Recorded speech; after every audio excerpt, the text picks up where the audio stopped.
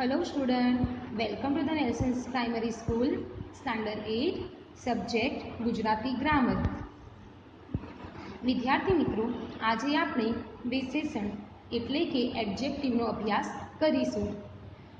હવે વિશેષણ કોને કહેવાય? તો નામની વિશેષતા સૂચવતા પદને વિશેષણ કહે છે. નામ એટલે સંજ્ઞા. આપણે જાણીએ છીએ કે દરેક વાક્યની અંદર નામ અને ક્રિયાપદનો બનેલો હોય છે. તો જે નામની વિશેષતા સૂચવે છે એને આપણે વિશેષણ કહીએ. એટલે કે નામના અર્થમાં વધારો કરે તેને વિશેષણ કહે છે.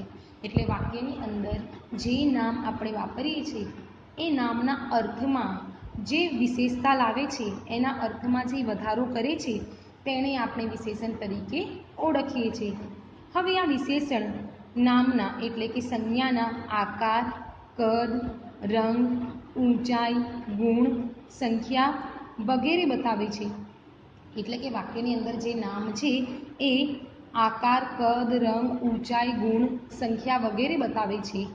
આમ કેવી, કેવો, કેવું વગેરેથી પ્રશ્નો પૂછતા જે ઉત્તર મળે તે વિશેષણ છે. એટલે કે કોઈ પણ પદાર્થ કે વ્યક્તિને લઈને આપણે કોઈ પ્રશ્ન પૂછીએ, કેવો, કેવી, કેવા વગેરે જેવા પ્રશ્નો પૂછીએ અને ત્યારે જે ઉત્તર મળે છે તેને આપણે વિશેષણ તરીકે ઓળખીએ છીએ. જે પદ નામ કે સર્વનામની વિશેષતા દર્શાવે તેને વિશેષણ કહેવાય. એટલે કે જે પદ સર્વનામ અને નામ બંનેની વિશેષતા દર્શાવે, એટલે કે વાક્યની અંદર નામ પણ પ્રયોજાયેલું હોય છે અને જ્યારે નામ ના હોય ત્યારે સર્વનામ હોય છે. તો જે નામ અને સર્વનામ બંનેની વિશેષતા દર્શાવે તેને આપણે વિશેષણ કહી શકાય. વાક્યમાં આવતી સંજ્ઞાના અર્થમાં કઈ વિશેષતા લાવવા જે પદ મુકાય છે તેને વિશેષણ કહેવાય. એટલે વાક્યમાં આવતી સંજ્ઞાના અર્થમાં આપણે કંઈક વિશેષતા લાવવી હોય અને એ વિશેષતા લાવવા માટે આપણે જે શબ્દ, જે પદ આપણે મૂકીએ છીએ તેને વિશેષણ તરીકે ઓળખી શકાય. જે શબ્દ પ્રાણી કે પદાર્થના ગુણ કે ક્રિયાને વર્ણવી તેના અર્થમાં વધારો કરે છે તેને વિશેષણ કહેવાય. એટલે કે પ્રાણી હોય, પદાર્થ હોય, ગુણ છે, ક્રિયા કરતા હોય એના અર્થમાં જે વધારો લાવે છે એ વધારો લાવનાર શબ્દને આપણે વિશેષણ કહીએ છીએ. હવે વિશેષણને વધારે સારી રીતે સમજવા માટે કેટલાક ઉદાહરણો આપણે જોઈએ. રાતી ગાય સૌથી આગળ જાય છે. આકાશમાં ઝગમગતા તારા પ્રકાશે છે. મુંબઈ મોટું શહેર છે. આ વર્ગમાં 50 વિદ્યાર્થી બેઠા છે. તાજમહલ સુંદર ઇમારત છે. હવે આ વાક્યો મેં એક એક કરીને વાંચ્યા. હવે વાક્યોની અંદર તમે જોઈ શકો છો કે વાક્યોની અંદર એક એક શબ્દની નીચે મેં અંડરલાઇન કરી છે. એટલે જે અંડરલાઇન કરી છે એ શબ્દો જ વિશેષણ છે. હવે હું પહેલું વાક્ય ફરી વાંચું. રાતી ગાય સૌથી આગળ જાય છે. એના બદલે હું રાતી શબ્દો કાઢી નાખું અને એમ કહું ગાય સૌથી આગળ જાય છે. પરંતુ મેં ગાયના બદલે કેવું બોલી છે? રાતી ગાય આગળ જાય છે. રાતી એટલે કે ગાયનો એ રંગ છે. એટલે આ જે રાતી શબ્દ છે એ વાક્યની અંદર વિશેષતા પ્રગટ કરી રહ્યો છે, નામના અર્થમાં એ વધારો કરી રહ્યો છે અને એને આપણે વિશેષણ કહીએ. હવે એ જ રીતે તમે ત્રીજું વાક્ય જુઓ. મુંબઈ મોટું શહેર છે. હવે એના બદલે હું એમ બોલું કે મુંબઈ શહેર છે, બરોબર, પરંતુ કેવો છે? મોટું શહેર છે. તો જે મોટું શબ્દ મેં પ્રયોજ્યો છે એને જ આપણે વિશેષણ કહીએ. આ વાક્યોની અંદર મુંબઈ એ નામ છે અને એના અર્થમાં મોટું જે શબ્દ મેં વાપર્યો છે એ વિશેષણ છે, જે વાક્યના અર્થમાં વધારો કરી રહ્યો છે. તો ઉપરના અધોરેખિત શબ્દો અનુક્રમે, અધોરેખિત એટલે કે જેના નીચે રેખા દોરેલી છે એ શબ્દો અનુક્રમે રાતી, ઝગમગતા, મોટું, 50 અને સુંદર શબ્દો અનુક્રમે ગાય, તારા, શહેર, વિદ્યાર્થી, ઇમારત શબ્દોના ગુણ કે ક્રિયા બતાવી અર્થમાં વધારો કરે છે. માટે એ શબ્દોને વિશેષણ કહે છે.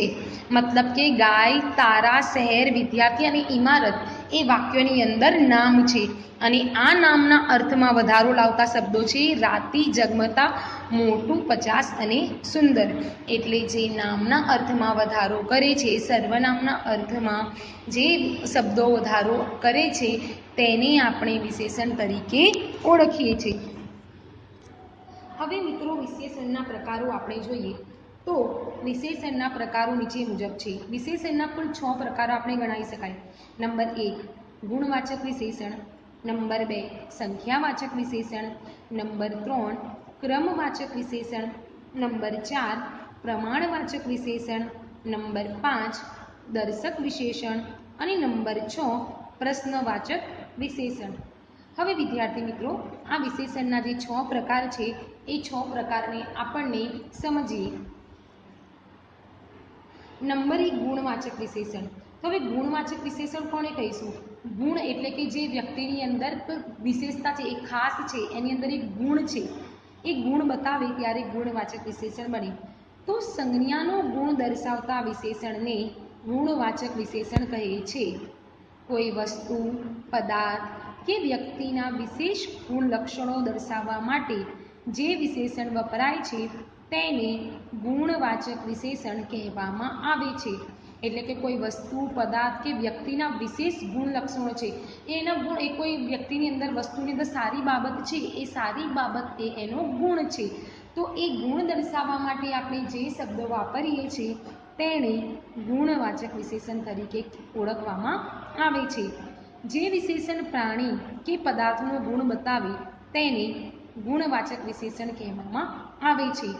નામનો ગુણ બતાવનાર વિશેષણને ગુણવાચક વિશેષણ કહેવામાં આવે છે. હવે આપણે ગુણવાચક વિશેષણના ઉદાહરણો જોઈએ. નંબર 1 વફાદાર કૂતરાએ ચોરને ભગાડ્યો. હવે એની જગ્યાએ એમ બોલું, કૂતરાએ ચોરને ભગાડ્યો, પરંતુ કેવા કૂતરાએ? વફાદાર કૂતરાએ. અને જે આ વફાદાર શબ્દો છે એ જ વિશેષણ છે.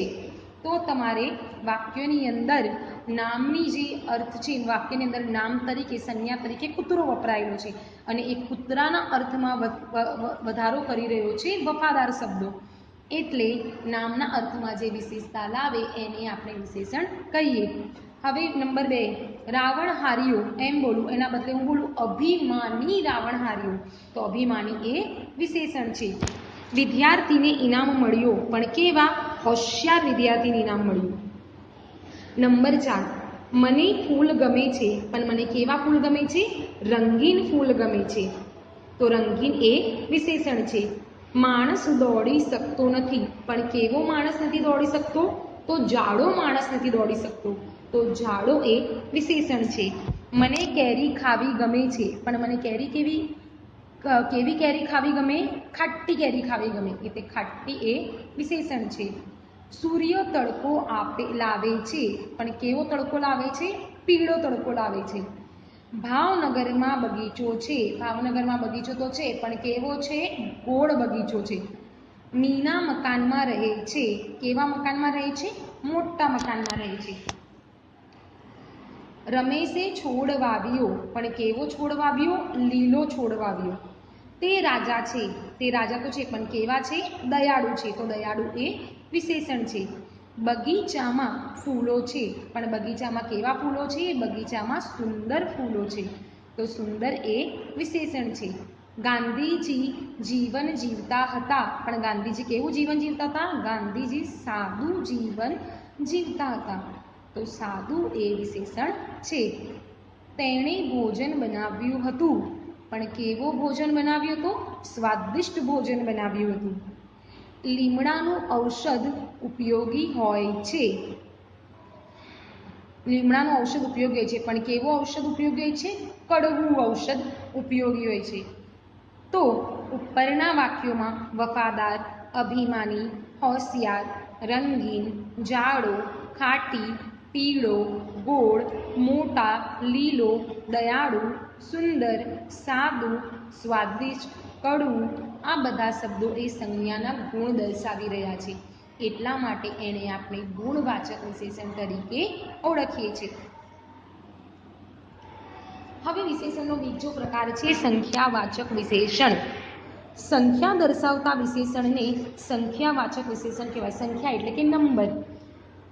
નામની સંખ્યા દર્શાવનાર શબ્દોને સંખ્યાવાચક વિશેષણ કહેવાય. એટલે કે જે વાક્યોની અંદર નામની સંખ્યા દર્શાવી રહ્યા હોય છે તો એ નામની સંખ્યા દર્શાવનાર શબ્દોને આપણે સંખ્યાવાચક વિશેષણ તરીકે ઓળખી શકાય.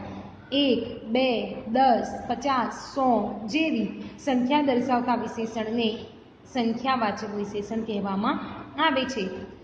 સંખ્યાવાચક વિશેષણમાં વિશેષણની સંખ્યા બતાવવામાં આવે છે. જે વિશેષણ સંખ્યા દર્શાવે તેને સંખ્યાવાચક વિશેષણ કહે છે.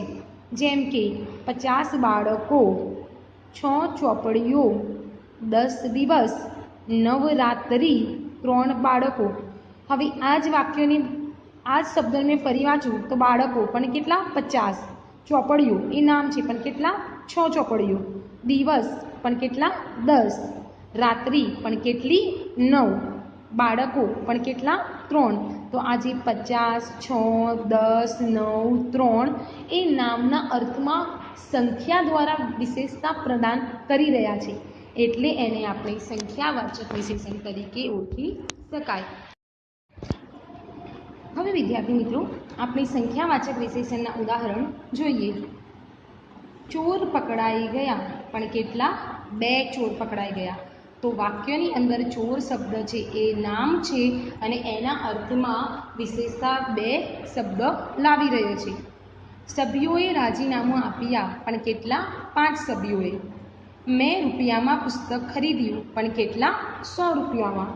તેણે સાયકલના રૂપિયા ચૂકવ્યા પણ કેટલા? 1500 રૂપિયા ચૂકવ્યા. ઝાડ નીચે વિદ્યાર્થીઓ બેઠા છે પણ કેટલા વિદ્યાર્થીઓ બેઠા છે? 5 વિદ્યાર્થીઓ બેઠા છે. તેણે કેરીઓ ખરીદી પણ કેટલી કેરીઓ ખરીદી? ડઝન કેરીઓ ખરીદી. પરીક્ષામાં વિદ્યાર્થીઓ બેઠા હતા પણ કેટલા વિદ્યાર્થી બેઠા હતા? 25 વિદ્યાર્થી બેઠા હતા. બગીચામાં 10 બાકડાઓ મૂકેલા હતા. એટલે 10 શું છે? વિશેષણ છે. આ પાત્રો નાટકના નથી. કયા પાત્રો? 3 પાત્રો નાટકના નથી. અમારી ઓફિસમાં કર્મચારી છે પણ કેટલા કર્મચારી છે? 50 કર્મચારી છે. મારા કુટુંબમાં સભ્યો છે પણ કેટલા સભ્યો છે? 7 સભ્યો છે. માસનું ચોમાસું હોય છે પણ કેટલા માસનું? 4 માસનું. મેહુલ પાસે લખોટી છે પણ કેટલી લખોટી છે? 5 લખોટી છે. કુંતીના પુત્રો હતા પણ કેટલા પુત્રો હતા? 5 પુત્રો હતા. મારા તાબામાં સેનાપતિ છે પણ કેટલા સેનાપતિ છે? 10,000 સેનાપતિ છે. તો ઉપરના વાક્યોમાં 2, 5, 100, 1500, 5 ડઝન, 25, 10, 3, 50, 7 ચોમાસું, 10,000 વગેરે એ નામની વિશેષતામાં વધારો કરી રહ્યા છે અને આ શબ્દો એ વિશેષણ છે તો જેને આપણે સંખ્યાવાચક વિશેષણ તરીકે ઓળખી શકીએ. હવે ત્રીજો પ્રકાર છે ક્રમવાચક વિશેષણ. જે વિશેષણો ક્રમ દર્શાવે કે તે વિશેષણને ક્રમવાચક વિશેષણ કહેવાય. ક્રમ એટલે કે એક પછી એક, નંબર વાઇઝ, જેને આપણે રોલ નંબરને એક પછી એક કહીએ છીએ એને ક્રમવાચક વિશેષણ કહેવાય. નામનો ક્રમ દર્શાવનાર વિશેષણને ક્રમવાચક વિશેષણ કહે. જ્યારે વિશેષણ ક્રમ બતાવે ત્યારે ક્રમવાચક વિશેષણ બને છે. એટલે કે જે શબ્દો નામનો ક્રમ દર્શાવે છે એટલે જ્યારે આ નામનો ક્રમ દર્શાવે ત્યારે એ ક્રમવાચક વિશેષણ બને છે. દાખલા તરીકે પ્રથમ, બીજો, ત્રીજો, ચોથો, છેલ્લું વગેરે ક્રમવાચક વિશેષણો છે. હવે ક્રમવાચક વિશેષણના ઉદાહરણ આપણે જોઈએ. પ્રિયંકા ક્રમે ઉત્તીર્ણ થઈ પણ કયા ક્રમે? પ્રથમ ક્રમે ઉત્તીર્ણ થઈ. અમે રેલવેના ડબ્બામાં બેઠા પણ કયા ડબ્બામાં બેઠા? 6થા ડબ્બામાં બેઠા. અમારી શાળા કબડ્ડીમાં ક્રમે જીતી પણ કેટલા ક્રમે જીતી? બીજા ક્રમે. શિવજીએ નેત્ર ખોલ્યું પણ કયું નેત્ર ખોલ્યું? ત્રીજું નેત્ર ખોલ્યું. તે પહેલા નંબરે પાસ થયો તો પહેલા શું છે? ક્રમવાચક છે. તે ધોરણમાં ભણે છે પણ કયા ધોરણમાં? 4થા ધોરણમાં ભણે છે. પ્રશાંત આવ્યો પણ પ્રશાંત કેવો આવ્યો? પહેલો આવ્યો. ગીતાએ પરીક્ષામાં સ્થાન મેળવ્યું, પણ કયું સ્થાન મેળવ્યું? 10મું સ્થાન મેળવ્યું. મયંક બેઠો હતો, પણ ક્યાં બેઠો હતો? છેલ્લે બેઠો હતો. ધોરણમાં જયશ્રીબેન ભણાવે છે, પણ કયા ધોરણમાં? તો 6થા ધોરણમાં જયશ્રીબેન ભણાવે છે. તો ઉપરના વાક્યોમાં પ્રથમ, છઠ્ઠા, બીજા, ત્રીજું, પહેલા, છઠ્ઠા, ચોથા, 10મું, છેલ્લે, છઠ્ઠું વગેરે વિશેષણો જે ક્રમ દર્શાવે છે તેને આપણે ક્રમવાચક વિશેષણ તરીકે ઓળખી શકીએ. વિશેષણનો ચોથો પ્રકાર છે પરિમાણવાચક વિશેષણ. પરિમાણનો અર્થ છે માપ થાય છે. પરિમાણનો અર્થ એટલે કે માપ થાય છે. જે વિશેષણ વસ્તુ કે સ્થિતિનું પ્રમાણ સૂચવે છે તેને પરિમાણવાચક વિશેષણ કહે છે. હવે એટલે કે જે વિશેષણ વસ્તુ કે સ્થિતિનું માપ સૂચવી રહ્યો છે તેને આપણે પરિમાણવાચક વિશેષણ તરીકે ઓળખી શકાય. મોટો જથ્થો કે માપ દર્શાવતા વિશેષણને પરિમાણવાચક વિશેષણ કહેવામાં આવે છે. પરિમાણવાચક એટલે જથ્થો કે માપ. નામનો જથ્થો કે માપ દર્શાવતા પદો એટલે પરિમાણવાચક વિશેષણ. પરિમાણ એટલે માપ. દરેક વસ્તુ કે પદાર્થને અમુક નિશ્ચિત માપ હોય છે.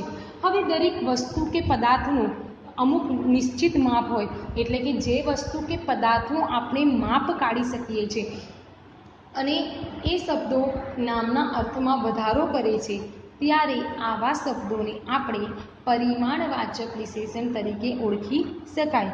તો હવે કયા શબ્દો એ પરિમાણવાચક વિશેષણ તરીકે વાક્યોની અંદર વપરાય તો જોઈએ. અડધી, વિશાળ, અપાર, અનહદ, અપરંપાર, અનહદ, ખૂબ, વિપુલ, ઘણું, અલ્પ, અતિ, થોડું, અતિશય, અનેક, જરાક, સર્વ, તીવ્ર, ભરપૂર વગેરે જેવા શબ્દો વાક્યની અંદર સમાવેશ થાય ત્યારે પરિમાણવાચક વિશેષણ બને છે.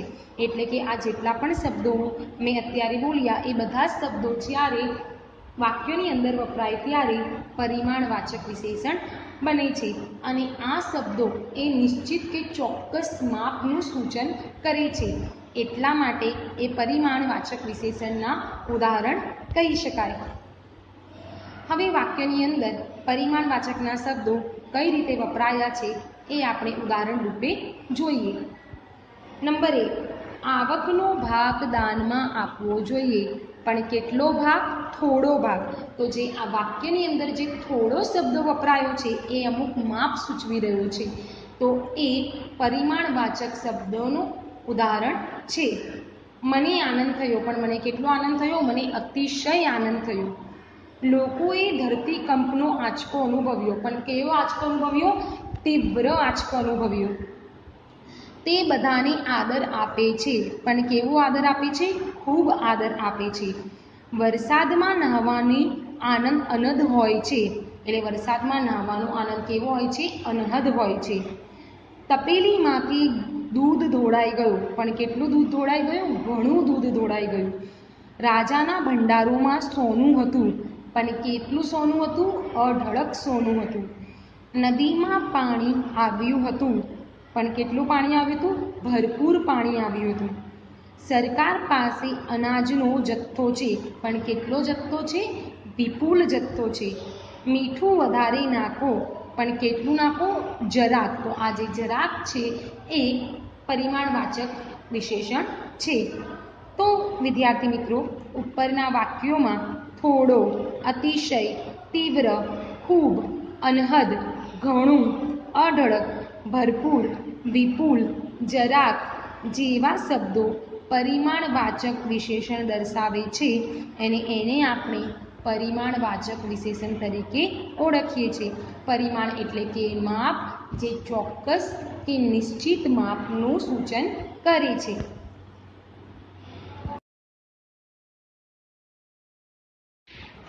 વિશેષણનો 5મો પ્રકાર છે દર્શકવાચક વિશેષણ. હવે દર્શકવાચક વિશેષણ એટલે શું? તો ચોક્કસ વ્યક્તિ કે વસ્તુને દર્શાવવા વપરાતા વિશેષણને દર્શક વિશેષણ કહે છે. એટલે કે કોઈ ચોક્કસ વ્યક્તિ હોય કે વસ્તુ હોય એને દર્શાવવા એટલે કે બતાવવા માટે જે વિશેષણનો ઉપયોગ આપણે કરીએ છીએ એને દર્શક વિશેષણ કહેવામાં આવે છે. દર્શક સર્વનામ જ્યારે વિશેષણ તરીકે વપરાય. હવે અહીંયા જુઓ, દર્શક સર્વનામ એટલે કે દર્શકવાચક વિશેષણ એ એક તરાનો સર્વનામ જ છે. આપણે આગળ સંજ્ઞા અને સર્વનામ બંને ભણી ગયા કે નામના બદલે જે શબ્દો વપરાય છે તેને આપણે સર્વનામ કહીએ છીએ, ત્યારે તેને દર્શકવાચક વિશેષણ કહેવામાં આવે છે. વ્યક્તિ કે પદાર્થને દર્શાવવાની કામગીરી કરે છે. દર્શકવાચક વિશેષણમાં વસ્તુ કે પદાર્થને દર્શાવવાનો ગુણ હોય છે. એટલે કે દર્શકવાચક વિશેષણમાં કોઈક વસ્તુ કે પદાર્થને દર્શાવવાનો એટલે કે બતાવવાનો ગુણ એ ધરાવે છે. દર્શકવાચક વિશેષણ સર્વનામને દર્શાવવાનું કાર્ય કરે છે. એટલે કે સર્વનામ કોને કહીએ કે તે, તેઓ, તેની, તેના વગેરે સર્વનામ છે. તો આ જે દર્શકવાચક વિશેષણ છે જેનો ઉપયોગ આપણે વાક્યમાં કરીએ છીએ એ સર્વનામને મળતો આવે છે. અને સર્વનામ નામના અર્થમાં વધારો કરે ત્યારે તે દર્શકવાચક વિશેષણ બને છે. હવે દર્શકવાચક વિશેષણના શબ્દો કયા કયા છે તો જુઓ, આ, પેલો, પેલી, પેલું, એ, તે વગેરે દર્શકવાચક વિશેષણના ઉદાહરણ છે. હવે દર્શકવાચક વિશેષણના ઉદાહરણો જોઈએ કે વાક્યની અંદર દર્શકવાચક વિશેષણ કઈ રીતે પ્રયોજવામાં આવે છે. તો નંબર 1, છોકરો સારો છે. પણ કયો છોકરો? પેલો છોકરો સારો છે.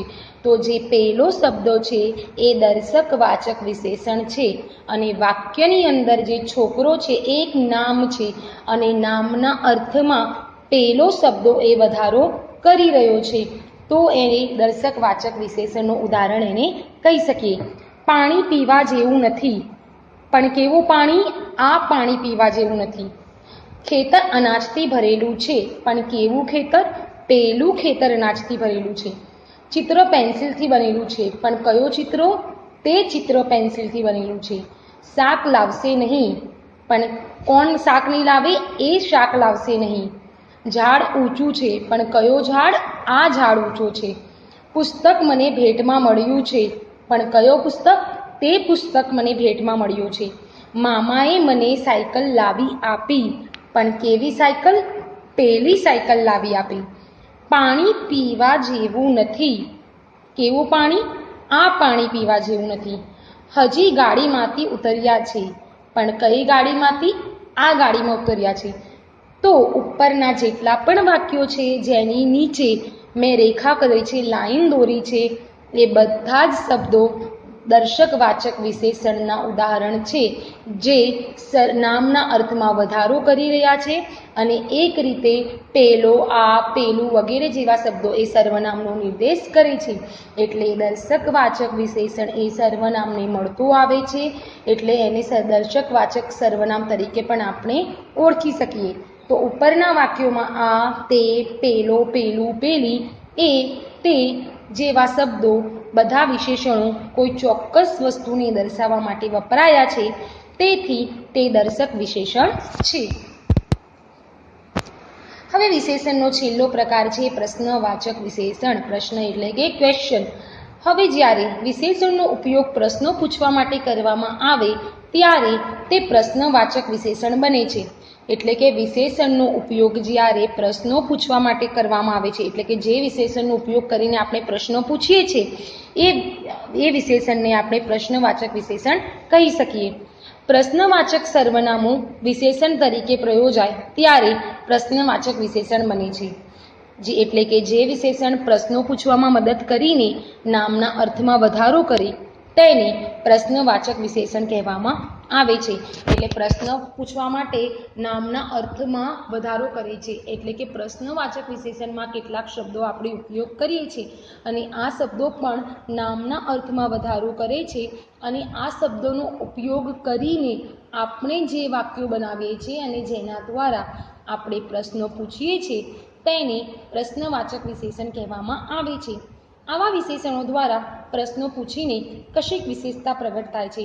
માટે પ્રશ્નો પૂછવા માટે વપરાતા વિશેષણને પ્રશ્નવાચક વિશેષણ કહે છે. હવે પ્રશ્નવાચક વિશેષણની અંદર કેવા કેવા શબ્દો વપરાય તો જુઓ, કેવી, શું, કેટલા, કેમ, શી, ક્યાં, કઈ વગેરે જેવા શબ્દો પ્રશ્નવાચક વિશેષણના ઉદાહરણ છે. એટલે કે વાક્યોની અંદર કેવી, શું, કેટલા, કેમ, શી, કયા, કઈ જેવા શબ્દો વપરાયેલા હોય છે જે નામના અર્થમાં વધારો કરે છે અને આ શબ્દોની મદદથી આપણે પ્રશ્નો પૂછીએ છીએ. તો આવા શબ્દોથી બનેલા વાક્યોને આપણે પ્રશ્નવાચક વિશેષણ તરીકે ઓળખી શકીએ છીએ. હવે આપણે પ્રશ્નવાચક વિશેષણના ઉદાહરણ જોઈએ કે પ્રશ્નવાચક વિશેષણ વાક્યની અંદર કઈ રીતે વપરાય છે અને એના દ્વારા વાક્યના અર્થમાં કઈ રીતે વધારો થાય છે.